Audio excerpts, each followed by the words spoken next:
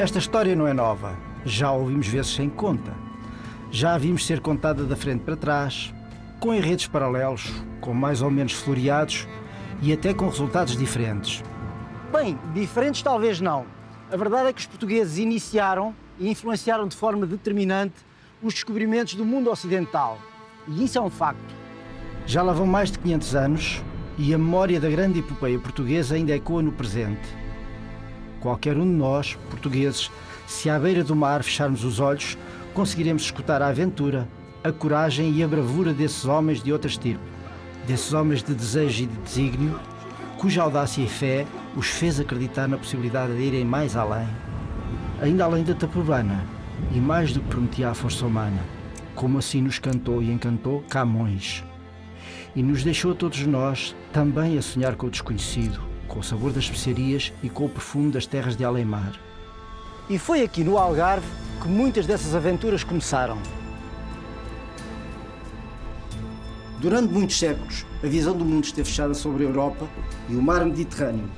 Havia contactos com o Oriente e conhecia-se mal a África. O mar era temido e visto como um espaço tenebroso, povoado de monstros, de criaturas e de ilhas fantásticas que aterrorizavam as gentes. Porém, tudo começou a mudar a partir do século XIV e, sobretudo, no século XV. O grande cenário desta mudança é a Península Ibérica e, mais concretamente, o Algarve e o Barlavento Algarvio. Aqui viviam gentes do mar, sobretudo pescadores.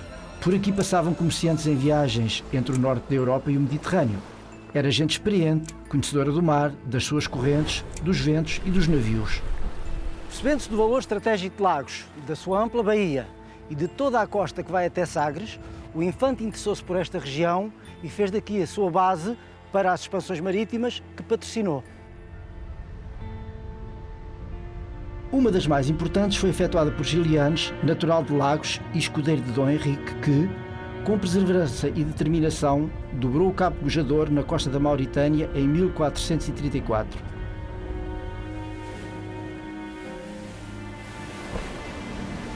Em 1460, morre aqui em Sagres o infante Dom Henrique. À data da sua morte, os portugueses tinham atingido já a Serra Leoa e já tinham descoberto algumas ilhas do Atlântico, como a Madeira, Porto Santo, algumas ilhas dos Açores, e tinham explorado a costa ocidental africana. Mas a aventura não ficou por aqui. Durante os anos 60 e 70 do século XV, homens como Diogo Gomes, Pera Escobar e João de Santarém continuaram a exploração da costa meridional do continente africano. Porém, os grandes passos foram dados por Diogo Cão, que chegou ao estuário do rio Congo em 1484, e por Bartolomeu Dias, que dobrou o Cabo da Boa Esperança em 1488, chegando ao extremo sul de África. 10 anos depois, em 1498, Vasco da Gama chegou às costas da Índia e 2 anos mais tarde, Pedro Álvares Cabral descobriu o Brasil. Da Índia, as navegações seguiram pela Ásia até ao Extremo Oriente. Atingiu-se Malaca em 1511, Timor em 1512, a costa da China em 1513 e o Japão em 1543.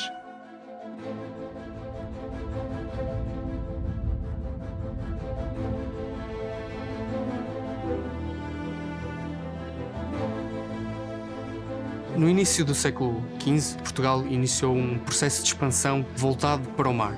Para isto, foram necessários novos navios e inovadoras técnicas de navegação astronómica para vencer estes muitos desafios que surgiam a cada viagem. Estes navios dividiam-se em 2 grandes grupos. Os latinos, com velas triangulares, e os redondos, com velas quadradas. E foi na década de 1440 que surgem as primeiras referências à caravela de descobrir, a qual passa a ser o principal tipo de navio utilizado pelos exploradores e navegadores portugueses nas seguintes décadas do século XV. Em toda esta realidade, que se construiu ao longo dos séculos XV e XVI, os navios e as suas características técnicas e o seu aperfeiçoamento foram fundamentais. Contudo, o navio que ainda hoje faz parte do imaginário coletivo das viagens dos descobrimentos é a caravela.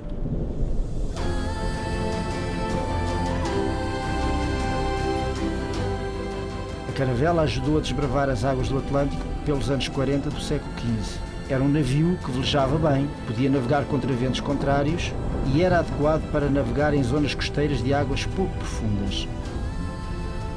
No contexto das descobertas, o Algarve e os algarvios tiveram um papel fundamental, tendo marcado presença nas ilhas do Atlântico, na África, na Ásia, no Médio Oriente e até nas Américas. Com o progresso dos descobrimentos, foram os vários algarvios de Lagos, de Tavira, de Faro, de Lolé e de Albufeira que partiram para aqueles territórios distantes. Entre eles estiveram marinheiros, agricultores, aventureiros, soldados, comerciantes e missionários. Sabemos que estiveram em pontos tão distantes como a Ilha de São Tomé, a Índia, Malaca, a Ilha de Sumatra ou em Nagasaki, no Japão. Na fase inicial do longo processo dos descobrimentos marítimos portugueses, Lagos transformou-se na principal base de operações, quer nas navegações no Atlântico, quer nas conquistas feitas no norte da África. Por outro lado, foi igualmente importante para o comércio, para as pescas e para a construção naval. Forneceu ainda homens e tripulações para várias das viagens realizadas, como aconteceu com a que foi levada a cabo por Lanzarote em 1444. Todo este dinamismo fez de Lagos um ponto de encontro de culturas onde conviveram diversos povos. Atualmente podemos encontrar vestígios dessa herança e das suas memórias aqui na cidade de Lagos e também nos territórios vizinhos como Vila do Bispo ou Algesur. Neste contexto, a faixa costeira de Lagos a Sagres, graças à sua situação geográfica privilegiada, foi o ponto de partida de toda esta aventura que mudou o mundo para sempre, dando origem ao processo de globalização.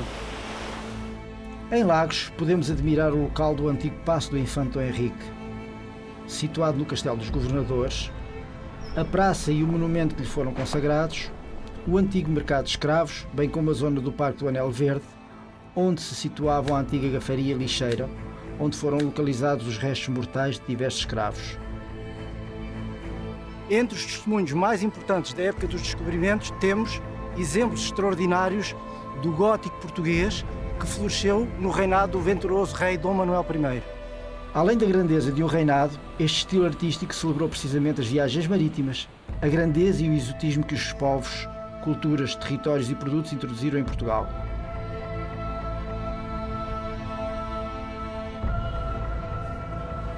Lagos no século XV era o maior porto do Algarve, era um centro populacional muito importante, talvez a maior cidade algarvia, e foi aqui precisamente que o infante Dom Henrique escolheu centrar as suas atividades de descobrimento, ou seja, organizar expedições em direção à costa africana e mais tarde em direção às Ilhas Atlânticas e cada vez mais longe, em busca de novos mundos, novos produtos, novas gentes. A cidade de Lagos cresceu, foi sendo povoada de monumentos importantes, igrejas, conventos, uma grande muralha da qual ainda hoje subsistem largos troços, castelos, fortalezas, etc., que a protegiam do mar, porque um grande porto evidentemente atraía sempre a cobiça de piratas que estavam aqui próximo no norte da África. A cidade de Lagos hoje já não tem muitos vestígios diretos do século XV. No Palácio dos Governadores, que até recentemente albergava o Hospital de Lagos, existe uma curiosa janela em estilo manuelino. Diz a tradição que o rei Dom Sebastião, quando numa das suas vindas a Lagos, se debruçou nessa janela para saudar a multidão que se agrupava num terreno em frente, onde hoje em dia se encontra uma estátua moderna do infante Dom Henrique. Está igualmente presente na magnífica carta de foral que o rei Dom Manuel concedeu a Lagos no ano de 1504 e que pode ser admirada no Museu Municipal. O infante esteve igualmente ligado à ermida de Nossa Senhora de Guadalupe e também à aldeia da Raposeira, cuja igreja matriz apresenta vários testemunhos do estilo manuelino. Já no concelho de Algesur, os pórticos manuelinos das igrejas da Bordeira e da Carrapateira são dos mais interessantes testemunhos da arte da época das descobertas marítimas nesta zona do Algarve.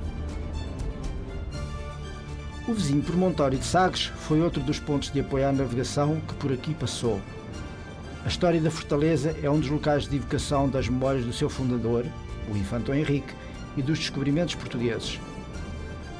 Todas estas realidades, experiências e aventuras são também evocadas na caravela Boa Esperança, a réplica de uma caravela dos descobrimentos que foi lançada à água em 1990. A caravela Boa Esperança já chegou a Londres. Foram precisas 3 semanas de uma viagem atribulada para ligar Portimão à capital britânica. A réplica da caravela que tinha turistas... Depois de ter sido adquirida pela região de turismo do Algarve em 2001, navegou pelas águas do norte da Europa e do mar Mediterrâneo, dando a conhecer o Algarve e as características do mais conhecido navio dos descobrimentos marítimos portugueses. Graças à importância histórica que a cidade teve em todo este contexto, desde há vários anos que a Boa Esperança se encontra atracada em Lagos, permitindo aceder a memórias e a factos relacionados com essa grande aventura.